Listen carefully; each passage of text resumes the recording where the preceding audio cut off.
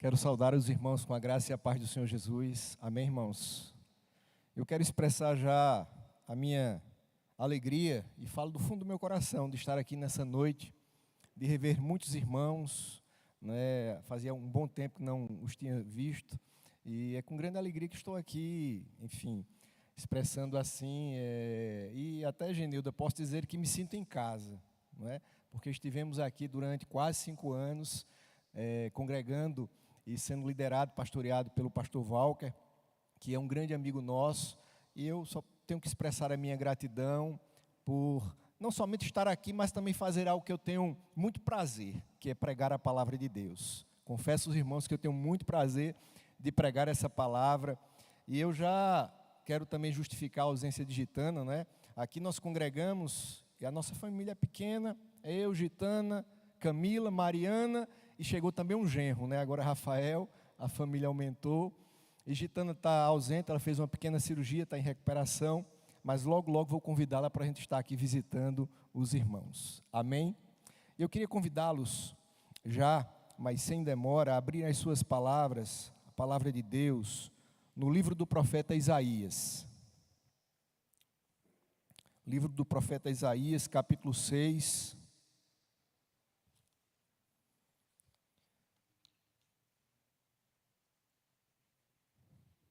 Vamos ler do versículo 1 ao versículo 7. É um texto bem conhecido dos irmãos. E o título que dei para essa mensagem é Do Caos à Presença de Deus. Se não for nenhum incômodo, eu queria convidar os irmãos a ficarem de pé mais uma vez.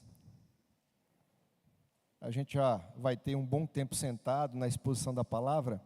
Aqueles que puderem, a gente vai fazer essa leitura de Isaías, capítulo 6, versículos do 1 ao 7, que diz assim a palavra de Deus: No ano da morte do rei Uzias, eu vi o Senhor assentado sobre um alto e sublime trono, e as abas de suas vestes enchiam o templo. Serafins estavam por cima dele. Cada um tinha 6 asas, com 2 cobria o rosto, com 2 cobria os seus pés, e com 2 voava. E clamavam uns para os outros, dizendo: Santo, Santo, Santo é o Senhor dos exércitos. Toda a terra está cheia da sua glória. As bases do limiar se moveram à voz do que clamava, e a casa se encheu de fumaça.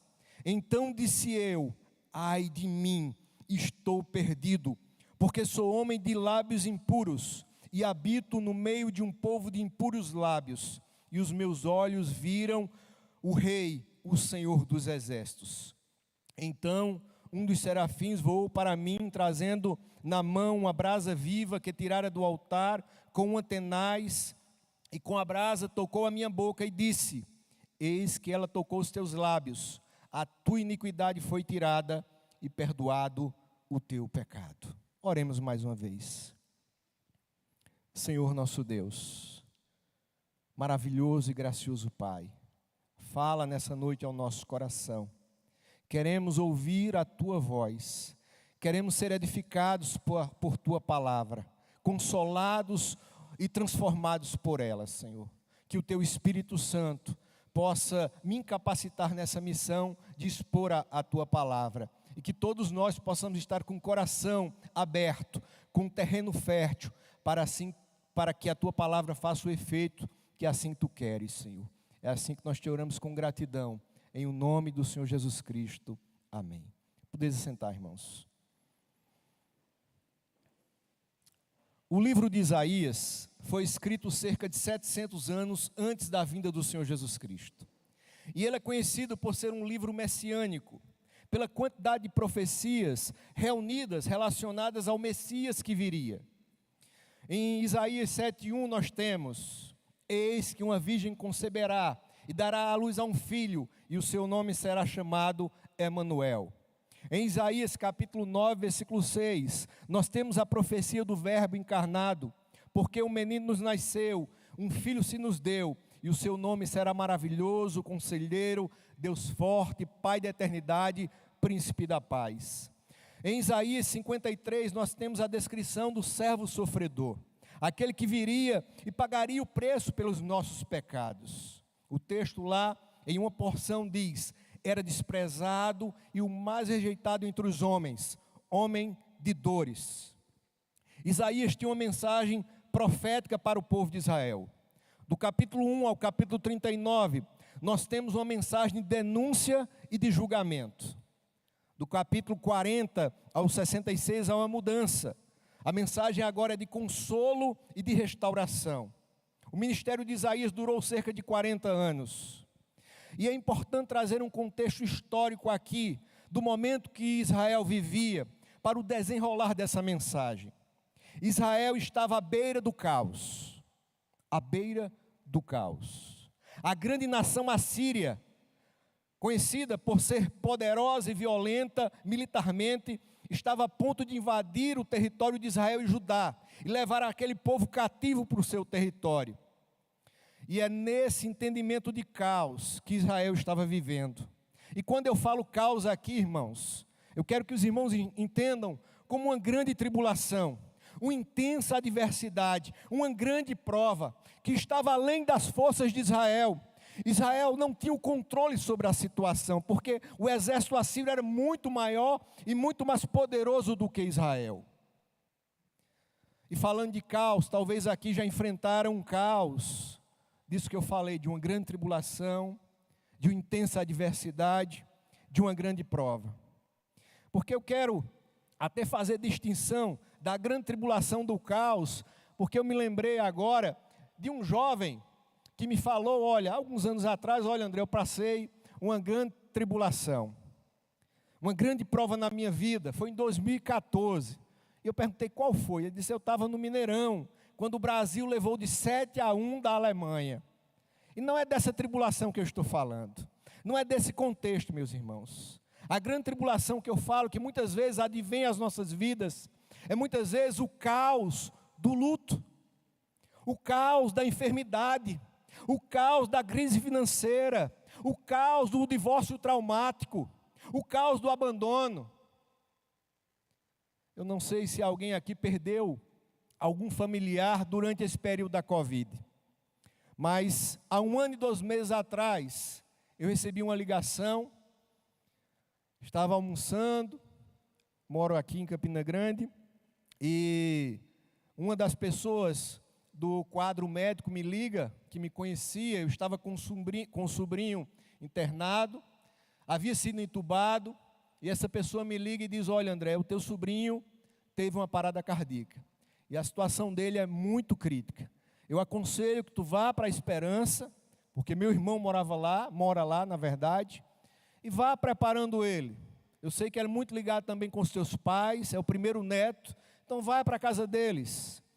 E lá eu fui, e no trajeto daqui de Campina, Esperança, recebi outra ligação, já confirmando o óbito do meu sobrinho. Deus havia recolhido o meu sobrinho. E ali, meus irmãos, o caos do luto foi bem presente na nossa família. Até hoje precisamos da graça, o meu irmão estava ontem na casa da minha mãe, ela chorando ainda pela perda do neto. Muitas vezes precisamos de tempo, especialmente da graça do Senhor, quando o caos do luto vem, quando muitas vezes temos que enfrentar a enfermidade, quando muitas vezes o desemprego bate à nossa porta, e muitos talvez não tenham nem dinheiro para olhar e fazer uma feira, para abastecer a sua despensa, e esse caos estava rodeando agora Israel, o caos da grande tribulação, da grande adversidade. No versículo 1, na parte primeira, Isaías diz, contextualizando aqui, no ano da morte do rei Uzias. O rei Uzias foi um grande rei para Israel, governou por cerca de 52 anos, e foram esses anos que Uzias governou, foram anos de paz e prosperidade para Israel, mas agora Israel enfrentava, justamente pelo cerco do exército assírio, uma grande crise econômica, uma grande crise social e uma grande crise política, porque o rei estava morto. e agora também uma desesperança abateu o povo de Israel. E é nesse contexto, meus irmãos, que a nação está desnorteada, o seu líder morto. É nesse contexto que Isaías tem uma grande visão, uma magnífica visão. A parte B do versículo 1. Isaías adentra a presença de Deus e diz: eu vi o Senhor assentado sobre um alto e sublime trono. Isaías adentrou a presença de Deus, e o que a teologia chama de teofania, uma manifestação visível de Deus. Ele teve essa visão, ele olhou para o céu e viu Deus manifesto, uma visão magnífica. E ao ver, ele diz: o Senhor estava assentado no seu alto e sublime trono. A palavra que Isaías usa aqui para Deus é Senhor, que no hebraico aqui está Adonai, que significa Senhor soberano. Ele viu o Senhor soberano, que governa os céus e a terra, no seu alto e sublime trono. Aquele que não é desestabilizado por nada mesmo, nem por catástrofes, nem pela morte, nem por guerras, por nada, porque Ele é o Deus que governa os céus e a terra, e é esse Deus que estava no seu alto e sublime trono, que Isaías tem essa visão, essa visão magnífica, o Deus que é o Rei dos reis, o Senhor dos senhores, o Senhor da minha e da sua história. E essa verdade, meus irmãos, ela é extraordinária.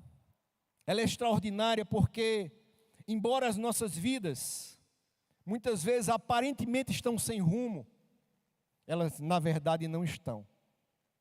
Essa verdade é extraordinária porque a nossa vida, na verdade, não está como um barco à deriva, quando entendemos que o Senhor nosso Deus está no seu alto e sublime trono, governando céus e terra. A nossa vida não está sem rumo, nem como já disse, como que um barco à deriva, não. Nós temos um Deus que está no controle e de tudo e de todas as coisas. Nós, seres humanos, estamos passíveis às intempéries da vida.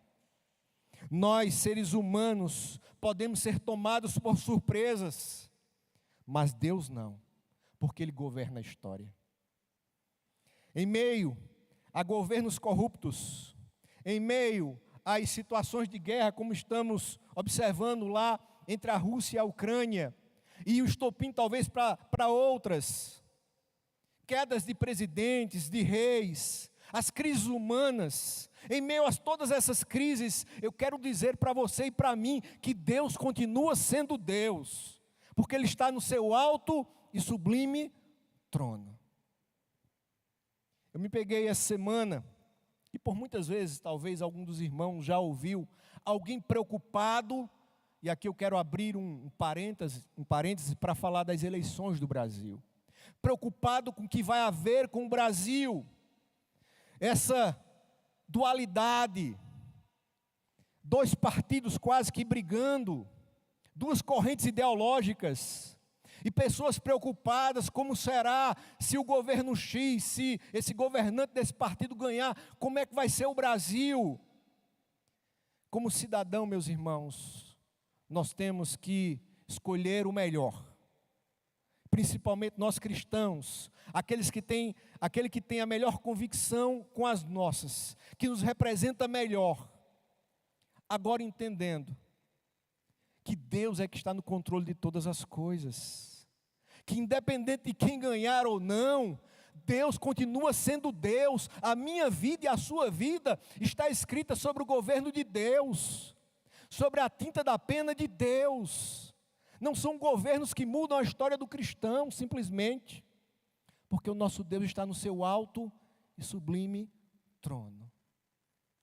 Por isso, independente de quem vai ganhar, como cidadão eu vou buscar escolher o melhor, que tenha as minhas convicções, mas não vou me preocupar ou perder uma noite de sono, preocupado com o que vai ser amanhã, porque a minha vida está sob o controle de Deus.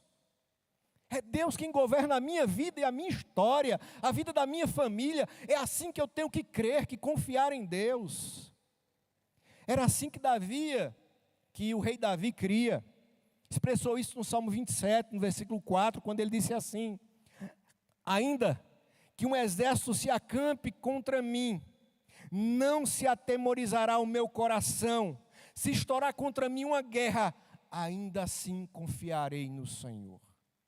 Amém, meus irmãos? Ainda assim confiarei no Senhor.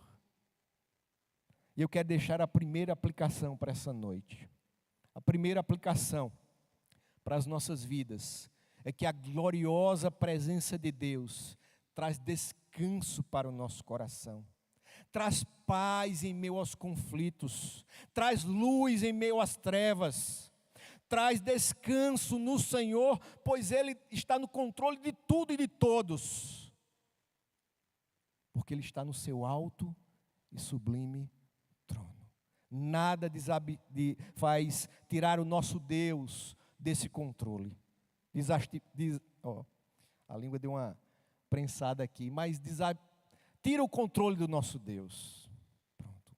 Importante na linguagem que os irmãos entendam. Então essa é a primeira aplicação. Descanse no Senhor. Confie que Ele está no controle da sua vida, da sua história. Lance sobre Ele o seu fardo e confie nele, porque Ele está no seu alto e sublime trono. No versículo 2, Isaías diz que os serafins estavam por cima dele. Cada um tinha 6 asas, com 2 cobria o rosto, com 2 cobria os seus pés e com 2 voava. A Escritura, somente aqui em Isaías, descreve os serafins, essa classe de anjos. Somente é descrita aqui, mas também há outras classes de anjos, como os querubins e os seres viventes, que são destacados lá no Salmo 103 e Apocalipse 4:8. Os serafins eram uma classe de anjo que vivia constantemente num superlativo adorando ao Senhor. Se você observar comigo no versículo 3, eles clamavam uns para os outros, dizendo: Santo, Santo, Santo é o Senhor dos exércitos. Ele é o Senhor dos exércitos. Toda a terra está cheia da sua glória. Os anjos e serafins aqui se utilizaram de superlativo, tríplice, de repetição, dizendo: Santo, Santo, Santo é o Senhor, para evidenciar quão santo é o nosso Deus. Até porque não há nada mais santo do que o nosso Deus. Por isso Ele merece toda a nossa adoração. Interessante que os serafins adoravam a Deus pelo que Ele é. Adoravam a Deus pela sua santidade, pela sua perfeição, pelo seu poder, por Ele ser excelso, sublime. Santo, Santo, Santo é o Senhor. Diferentemente de nós, muitas vezes, que adoramos a Deus, talvez pelas benécias que Ele pode propiciar. Quantos, em meio às provas, querem esfriar na fé? Em meio às lutas, querem murmurar, reclamar, querem contender com Deus de maneira negativa. Porque muitas vezes nós podemos, num diálogo franco com Deus, em oração, dizer: Deus, me explica o que está acontecendo. Entender muitas vezes em oração os propósitos de Deus, mas não contestar esse Deus na sua santidade, no seu poder, por Ele ser tão grande e poderoso. Os serafins adoravam a Deus pela sua essência, pela sua pureza, pela sua majestade, porque Deus é o Rei do universo e merece toda a nossa adoração. Por isso que os serafins vão dizer: toda a terra está cheia da sua glória, expressando aqui Isaías. Toda a terra está cheia da glória do Senhor, porque Ele é o Rei do universo. Devemos aprender com os anjos agora, meus irmãos, que os serafins nos sirvam de exemplo, para que adoremos a Deus pela essência do que Ele é. Jesus, conversando com a mulher samaritana no Evangelho de João, capítulo 4, vai dizer que aquela mulher, Jesus diz que o Senhor está à busca, à procura de verdadeiros adoradores, que o adorem em espírito e em verdade. Que o adorem de todo o coração, com toda a essência daquilo que Deus é, desse Deus que é maravilhoso. E aqui eu já trago a segunda aplicação para essa noite. O nosso Deus é digno de ser adorado, porque Ele é santo, justo, fiel, perfeito, onipotente, onipresente. Ele é o Jeová Jireh, o Senhor que provém, o Jeová Rafá, o Senhor que cura. Ele é o Jeová Shammah, o Senhor que está presente aqui. Ele é o Alfa, o Ômega, o princípio e o fim. Ele é o Deus Todo-Poderoso. A esse Deus devemos adoração. Que o nosso coração seja realmente de verdadeiros adoradores.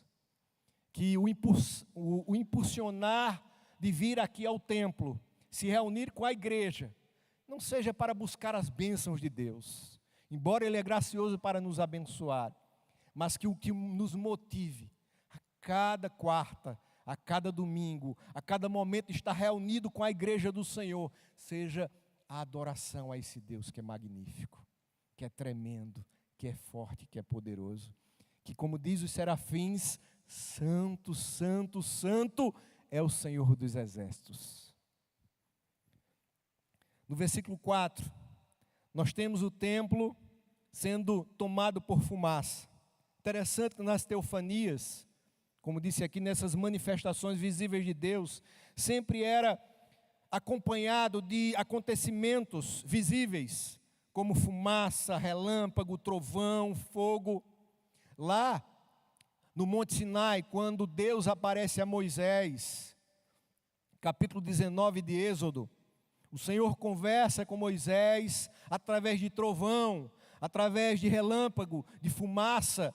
Deus apareceu a Moisés através de um fogo na sarça ardente. No Salmo 50, no versículo 3 também, expressa essas manifestações nas teofanias de Deus. Essas manifestações visíveis de Deus. E é justamente diante dessa presença gloriosa de Deus que Isaías cai no julgamento. É como que representando a nação de Israel. Versículo 5. Então disse eu, ai de mim. O ai, essa palavra ai, sempre é uma expressão de julgamento. Expressando assim, Deus vai me julgar. Porque os ai sempre representam essa expressão de julgar alguma coisa. A Isaías diz assim, ai de mim, estou perdido, porque sou homem de lábios impuros, e habito no meio de um povo de impuros lábios, e os meus lábios viram o Rei, o Senhor dos exércitos. Diante da presença de Deus, desse Deus que está no seu alto e sublime trono, desse Deus que é santo, santo, santo, majestoso, que nem os céus dos céus podem encher a sua glória.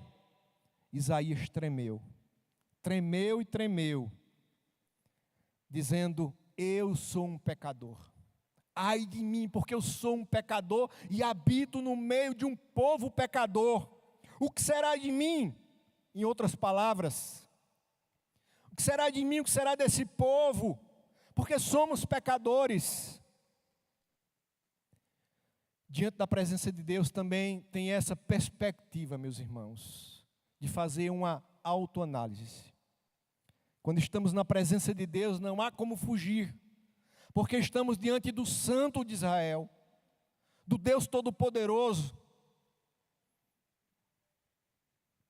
Não há como não fazer uma autoanálise, uma autocrítica e reconhecer que somos pecadores, reconhecer as nossas fraquezas, os nossos pecados, reconhecer que como somos pecadores, às vezes pela omissão de poder fazer o bem, está com muitas vezes a bênção na nossa mão e a omitimos para alguém que precisa.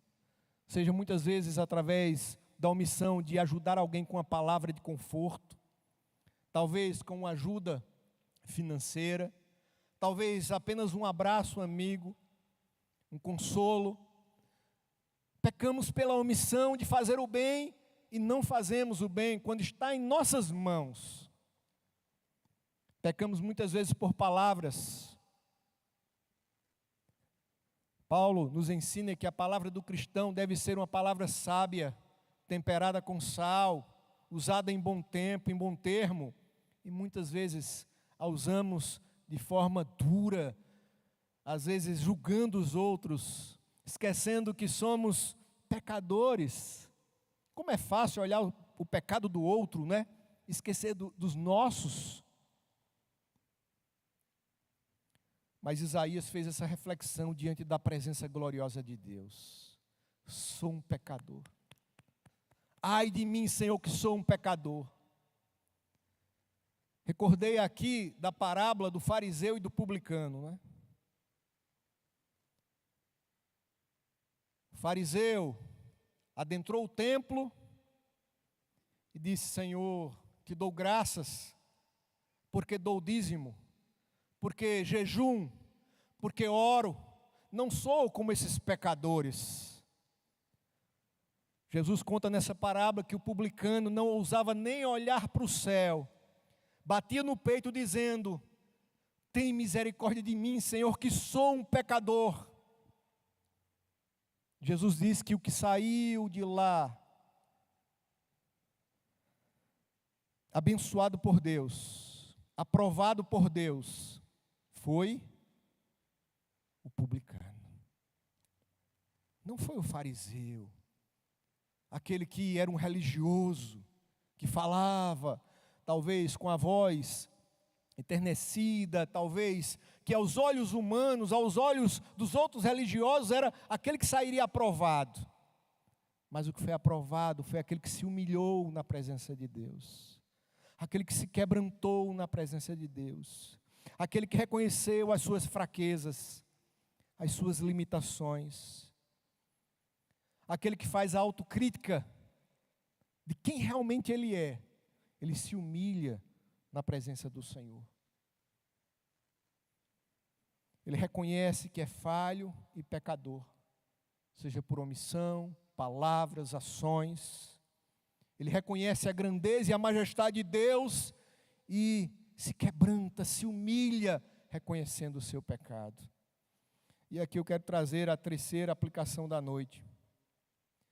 E que a presença de Deus nos ajuda a reconhecer quão pecadores somos e a buscar um arrependimento sincero, um arrependimento de reconciliação com Deus, muitas vezes de reconciliação com o nosso próximo, porque quando ferimos alguém, temos essa missão também de se reconciliar com ele, mas especialmente se reconciliando com o nosso Deus, que está no seu alto e sublime trono, e que é majestoso. Santo, santo, santo é o nosso Deus. Quero lembrar aquilo que Tiago disse lá no capítulo 4, no versículo 6 dessa carta, quando ele diz assim: Deus resiste aos soberbos, mas dá graça aos humildes. Dá graça aos humildes. Dá graça àquele que se humilha na presença do Senhor, aquele que não se acha melhor do que ninguém, mas diz: eu sou tão pecador quanto você, que Deus tenha misericórdia da sua vida e da minha vida. Nos versículos 6 e 7, Isaías diz assim: então um dos serafins voou para mim, trazendo na mão uma brasa viva, que tirara do altar com uma tenaz. Com a brasa tocou a minha boca e disse: eis que ela tocou os teus lábios, a tua iniquidade foi tirada e perdoado o teu pecado. Lá em Levítico, no capítulo 16, expressa um pouco dessa correlação de levar a brasa viva para perdoar pecados. Era comum quando Israel cultuava no templo, no tabernáculo, no ano da expiação, uma vez por ano, o sumo sacerdote entrar no Santo dos Santos e levar uma brasa viva juntamente com o sangue do cordeiro que foi imolado. Isso representava o perdão dos pecados para todo o povo. E assim, o versículo 6 e 7, representa essa reconciliação que Isaías aqui suplicou ao Senhor, quando ele disse: ai de mim, Senhor, que sou um pecador. No versículo 6 e 7 representa a graça divina sendo derramada sobre Isaías. Essa brasa viva, essa tenaz que toca nos lábios de Isaías e traz perdão para a iniquidade dele, representando também o povo de Israel. Porque, como disse a mensagem de Isaías, é de julgamento, mas também de restauração. É justamente na presença de Deus, tocando uma tenaz na sua boca, que Isaías também consegue encontrar perdão verdadeiro. Consegue entender que ele foi restaurado por Deus. Que esse Deus que é grande, poderoso, que está no seu alto e sublime trono, que é santo em majestade, santo em poder, também é o Deus de graça, o Deus que perdoa, o Deus que justifica, o Deus que reconcilia, o Deus da eleição, o Deus que traz o seu rebanho, os seus filhos para o seu rebanho, para o seu aprisco. O Deus que nos elegeu antes da fundação do mundo, que não olhou para os nossos pecados, mas que nos restaurou através do seu Filho amado, o Senhor Jesus Cristo. Aquele que era, que é e que há de vir. Como diz o versículo áureo da Bíblia, esse amor tão impactante de Deus, capítulo 3, versículo 16 de João, que eu acredito que todos sabem aqui, que Deus amou o mundo, nos amou de tal maneira, que deu seu Filho único, para que todo aquele que nele crê não morra, não pereça, mas tenha a vida eterna. É a graça de Deus, o amor de Deus nos encontrando, nos reconciliando. É aqui Isaías sendo perdoado, a brasa, a vida tenaz tocando na sua boca e trazendo restauração, perdão para a iniquidade de Isaías e também reconciliação para o povo de Israel. Meus irmãos, eu quero, já chegando ao final da nossa mensagem, trazer uma verdade essencial do texto. E eu não sei se o Ministério de Louvor, se poderia cantar mais um cântico aqui, eu queria convidá-los, se pudesse. Queria convidá-los, a gente já está encerrando a nossa mensagem, e logo após a minha oração eu queria cantarmos. Não eu, eles. E eu queria trazer essa verdade essencial do texto, que a nossa maior necessidade é da presença gloriosa de Deus. A maior necessidade da nossa vida é da presença gloriosa de Deus. É a presença do Senhor Jesus no nosso coração, na nossa vida, na nossa família. E essa deve ser a busca incessante. Estar na presença gloriosa de Deus, reconhecendo que Ele é o Rei dos Reis, aquele que está no seu alto e sublime trono, aquele que é santo e majestoso, e aquele que derrama graça sobre as nossas vidas. Eu quero convidar você a fechar os seus olhos, reclinar a sua cabeça. Feche os seus olhos, recline a sua cabeça. Nós vamos nesse instante orar.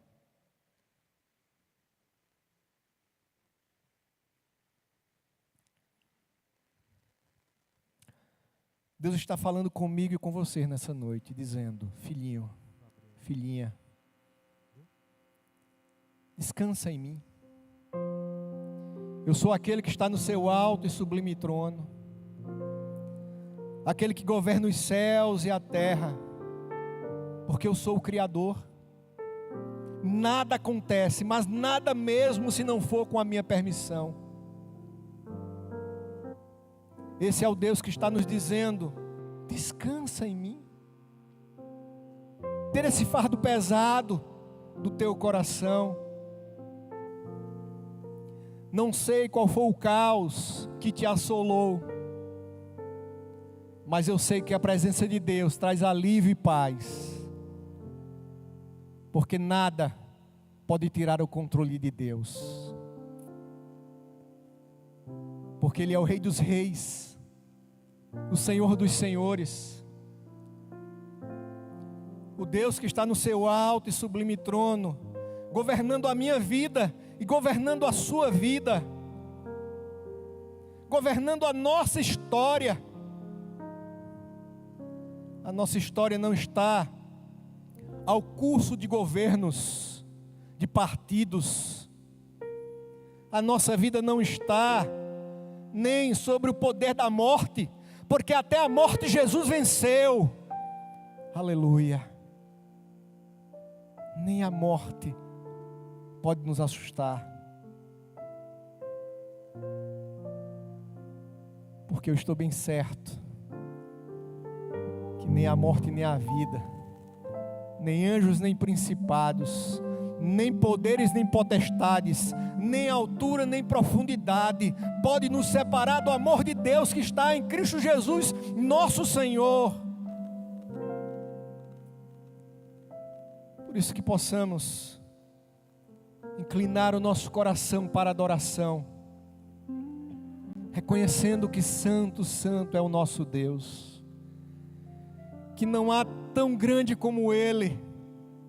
Nosso Deus é perfeito, não há nada nele, nada mesmo, que possa trazer imperfeição, porque Ele é excelso, sublime, Ele é o Todo-Poderoso, na qual governa as nações, até o universo, que parece infinito, cabe na palma das suas mãos.